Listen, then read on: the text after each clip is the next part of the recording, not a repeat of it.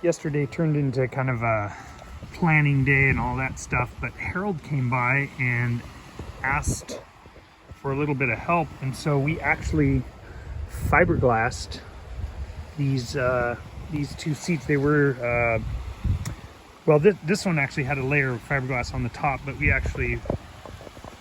tabbed it up on the side, and then we tabbed it down here as well, so it runs down, you know, here. So, and it's we also did a wrap around the edges because it wasn't wrapped. So I just want to make sure that it feels like it's pretty much done. This one was raw wood yesterday, so there was just raw wood on this one. So we just did a layer of chop strand on it. It looks like it didn't get bonded very well on the edges, but I don't think Harold really cares. This seems okay. Again, the bonding here on the edges, it looks like it was totally missed. But it's pretty well stuck and good. Tons of resin. So the weather's a little questionable today, so I figured I'd do a little bit of inside stuff since Adrian hadn't returned my sander yet, and I don't like sanding in the rain anyway. So I did a little bit of work, and here we go. There's two of four. So I've got two more to install somewhere in here, and it should be all kinds of fun and crazy. So that's where this is at. These are mounted. There's a little bracket you put on the wall, kind of a temporary sort of thing, and that's installed first. And then there's four. Well, this one has 4 screws. This one, unfortunately, the corner ended up being over this gargantuan hole, so I'm not terribly worried about it. It's still got, you know, 6 fasteners in it, so it should be plenty good.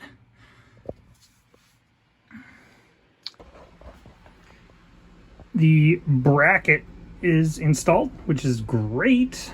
A little bit fiddly because I messed up, but I also discovered some good and some bad. So these screws over here go actually into a cleat on the back side for the under cabinet. I don't know if it's a bulkhead, but it's a piece of wood that goes kind of this direction, and then this, you know, it's perpendicular off of this bulkhead here. So it actually went into the cleat, which is great. So I got to use much bigger screws, wood screws. My original thinking was wood screws just because of ease, and then I made a minor mistake. So I made this literally about 1/4 of an inch too shy, too short. So I had to stand it off, and well, it stood off right now. It looks good. I'm gonna get the other 2 inverters installed. 2 more inverters are installed. That makes a grand total of 4. And there's, you can kind of see the tops of all of them. Yeah, there you go. So 4 inverters. Can still get to the disconnect switches for the batteries. Can't really get too easily to the fuses over here on the Lynx system, but that's okay. You can still get a wrench in there. You can still do all the work if necessary, and the covers will go on and off. That's the important part. It'll just be a little bit tight. So I have all of the wiring to do now, and all of the unit disconnect switches that go to all of these, and then I can tie it into the boat basically, and start using these things as chargers and power and all that stuff. Time for more cabling.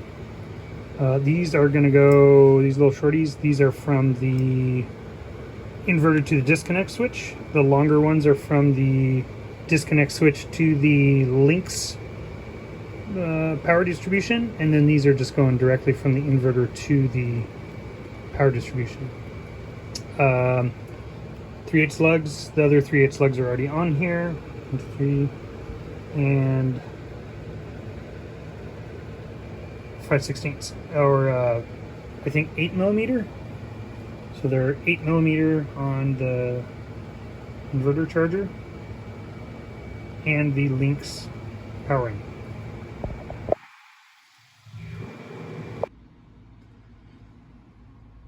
So I need to do a little housekeeping before the stuff gets down into the pit of despair. It looks like I need to get rid of some of the water down there too. I got lots of sawdust everywhere.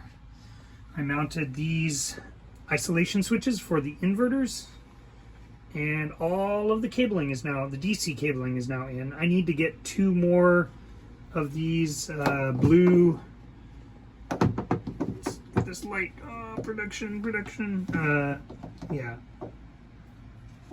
that's clearly not working. These blue cables right here. So these are the VE CAN cables. I got 2 more on order. I ordered enough. It's just the distance between here, between the 2 inverters here, is fine, but not between the actual ports. So from this port to that port and then snaking around, it's yeah, it's too much. So I had to get longer cables. Just 2 more. And then I think that'll be it for the VE CAN. So yeah, that's right. All 4 inverters are installed right here.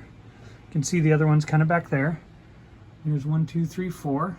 And I'll probably put couple of fans up here just to make air move around. And then over in there, I think way over in the corner, somewhere over there, I'm gonna try, I think, let's see if we can get some light. Try to get a fan going through over there somewhere. Just an exhaust fan for the main engine room and all that stuff. And I'll have fans transferring hot air and everything all over the place. I have been working all day on getting the AC side, these lugs right here on each one of these. So there's that one, and then that one down there, and over there. So there's 4 of them. On trying to get the whole details hashed out on the design of the output. And what I've come up with is, I think right up here, I will put a junction box that stands off over the wire bundle, and it'll have the 4 breakers, 1 for each of the inverters on the output. And then I'll probably put a couple of fans up here too, just to circulate air. There'll also be, I plan on putting a large fan back there, like through the bulkhead thing, divider panel, and running that up to the cockpit door head, I guess is what you call those. So that'll be the main exhaust for pretty much the entire thingy. And then the other question I had was getting the input wiring figured out. What I came up with for the input wiring is this right here. That is the 30 amp standard shore power connection, and I'm going to change that thing out to a 50 amp, so it'll be a 240 volt input, and that will go directly over to the shore power in right here, which I'm going to get it. I got a new one on order, and that's going to be a 50 amp rather than the 30 that's there. That will go feed directly over to the inverters down on the other side of the bulkhead, and then I will program each inverter for a maximum input current of 12.5 amps. And that should pretty much protect me from overdoing this 50 amp shore power. I don't ever envision seeing the need for 200 amps of input charging ever. The other thing that I'm going to do is I got a female, like the other end of that shore power, the SS2-50, I guess it'd be R, and it's going to go right there. So then I'll have an output that I can run to a 50 amp 240 plug that I can actually run from here out to power stuff, like maybe a welder or someone else's boat. It is a power station after all. So this is getting pretty exciting with the wiring. The weather is still kind of iffy. Today was much better than I thought it was going to be, but it was just an inside production day anyway. trying to figure out all of the parts and pieces that go. I did relocate this DC to DC charger, and I disconnected the wire and the breaker, and I moved it all the way right here. And darken stuff production. So the DC to DC charger is unfortunately kind of in the way, but at the same time it's kind of nice because I can just grab that little green thing and yank it out, and that's basically the switch, the on-off switch, just like the breaker would be a switch. You know, I mean, that's easy enough just to click it on and off and on. And so I still need to run the wires for that, and they'll probably just go up and over here along that thing, and then poke through a hole or something and hook up to the panel.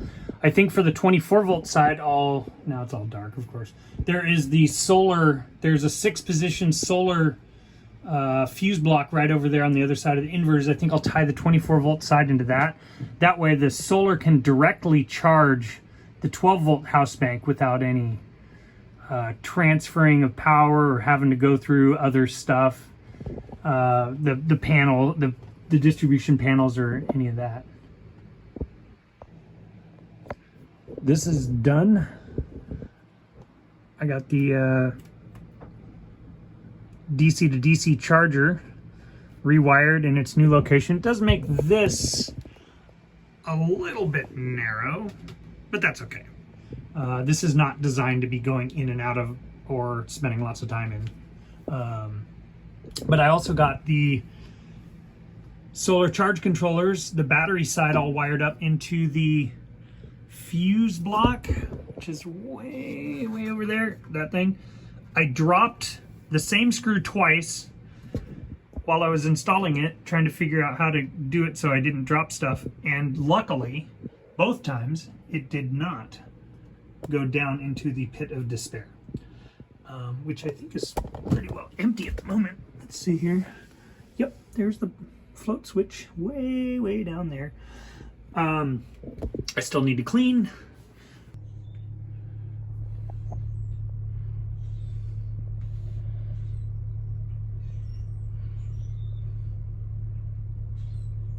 It looks like Level Gauge Senior is actually pretty level. I think side to side the boat's pretty level. So as a part of the electrical upgrade going on Lookfar, I installed a new inlet, and this is the SS2 50 amp inlet. So I'm going to have a 50 amp inlet on this, as opposed to this one. This is the standard, is it L530 twist lock shore power connection, super standard stuff. Both of these are pretty standard. This is just the big brother of this one, really. So yeah, there will be more power. That'll be cool. It's this stuff here. Let's see if we can find the end. It's you know, number 8. Stuff is gigantic. So yeah, 4-conductor, 8 gauge. It's a triplex. This is for the AC in and out on this on these inverters. Really short runs, but should do the job. This 8 gauge cable for the inverter input wiring needs to get some connectors on it, like these here. These are the 1/4 inch. These go on the main bus bars for the neutral and the ground, and then these are the ones that are going to go on the breaker, this breaker. So these are like number 10 screws, and these are number 10 holes. And then for these ones, 8 gauge and 6 gauge too, I have the bigger 16-ton hydraulic press that'll do 6 gauge, but it's also easier to use the little one. I have this little 10-ton guy right here. This one works really good for the smaller cables. All of the inverter input cabling is done. Well, at least on the the breaker side, the panel side. I'm going to trim the other ends to length so that it's just tidier, which is fine. So I have, you'll see the different sizes. So the main power, the, I guess L1, the live, is the number 10 lug with the red heat shrink because I have red. And then the other two are going to go on the bus bars, and those are 1/4 inch. So there's the neutral and there's the ground. And I got all 4 of these cables for the inverters, and that should pretty much cover me for 50 amps for each inverter. And just like that, this hole is quite a bit bigger. I should be able to get all 8 of the cables in that thing, no problem. I haven't decided if I'm gonna parallel each of the banks together at the breakers, which seems like a better idea-ish, maybe. So yeah, it might be a better idea just to reduce it. So I'll only have 6 of those giant number 8 3-conductor triplex cables going through here. And then I think there's one other AC wire that's going to come through here when that's all done. But who knows? My math is always off. And then this side is going to be pretty much all DC. So this is the DC stuff, and this is the AC stuff. The scuppers and the cove stripe are now sanded. That one looks like it could use a little bit more shaping, but this one looks pretty good. The cove stripe looks pretty good. I got all the way around the whole boat. I did, unfortunately, just like right there, that is where I sanded through. And there's a couple other spots too, not a big deal. Just touch it up. I'd love to gloriously gel coat anyway. Didn't really take that long. The Durablocks really did a huge job with this, and the entire cove stripe is just excellent. Now, I did not go totally smooth. I didn't go all the way down. I did sand through in a couple of spots on the other side, but I decided that these couple of little dimples are just good enough. Anyway, the Durablocks, which boat neighbor Val loaned me a couple few days ago, were these ones, same style, and man, do they work. So this one here I haven't really used yet. I was going to try this one on the deck, and then this one has the hook and loop Velcro, and this one is fantastic for getting the bulk of the sanding done, and then this one is good for shaping because it's the PSA, you know, the adhesive sandpaper goes on that one. Anyway, these Durablocks are excellent. They saved so much time. I probably only spent like maybe 3 hours, 4 hours sanding the entire cove stripe and all of the scuppers, all 16 scuppers. So that's good.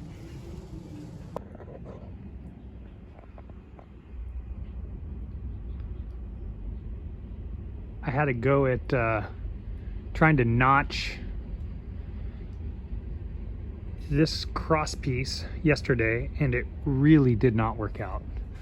I got close on this side, which is my second attempt, but this side has like, I don't know if you can see it from here, but it's like a 1-inch gap down here. It's horrible. So yeah, notching onto a obscure angled radius, yeah, challenge. Maybe I'll get another piece bent up and give it a go again. Here is the version 2 of this little crossbar, and I don't have gigantic 1-inch gaps on the ends anymore, which is great. This one's got a little bit of a gap over here, but I think I can fill it, and I think it looks okay. Curious how the shape and the design of the other piece is going to go here. The aft deck is quite slippery. I've essentially sanded off all of the non-skid that was here, and I need to finish the glorious sanding of this whole area here once the arch is removed, and then we can get on with getting it polished and everything. But right now, I spent a really long time going up and down the ladder, and I got this joint on this piece here that goes across over to there.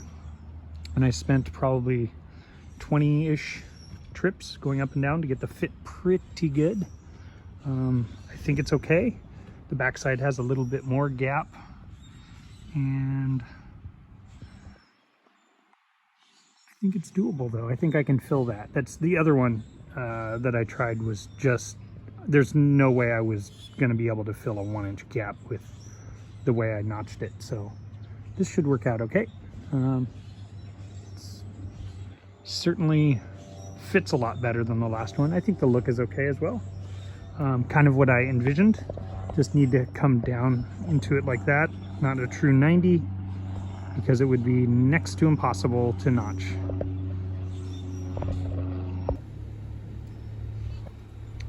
I'll probably have to go over these tack welds before lifting the whole thing up. They're kind of weak, which is by design. I wanted it to be in place. And since it's pretty much in place now, I also still have to weld on the little strut that goes between here, kind of like on this side over here, that one. And yeah, but the alignment side to side looks actually pretty good with this new crossbar. And then there's the crossbar. We will come over here and then come down this way. I think it looks pretty good. And I think if I can get that welded up in the next few days, if the rain decides, as you notice, the weather is not stellar, has not been stellar, but if I can get that hoop tack welded in place, I'm going to see if I can get the other hoop on the inside. It'll go from here and wrap up on the inside here, and then come all the way over, and then the big U, and then connect up to over here. If I can get that fabbed today, I would be really super happy about that. Then I can work on it over the next few days, and then it'll have like it'll have a little bit of spacing. The spacing, it'll come out here at a curve and then come up. And I haven't decided whether or not I want it to come out triangularly, like to come up to this bend up in here, or if I want it to just do a straight U and parallel. I'm not sure if I want to go parallel here or an angle. So parallel, angle. I'm on the fence. I'll see what the master fabricator has to say.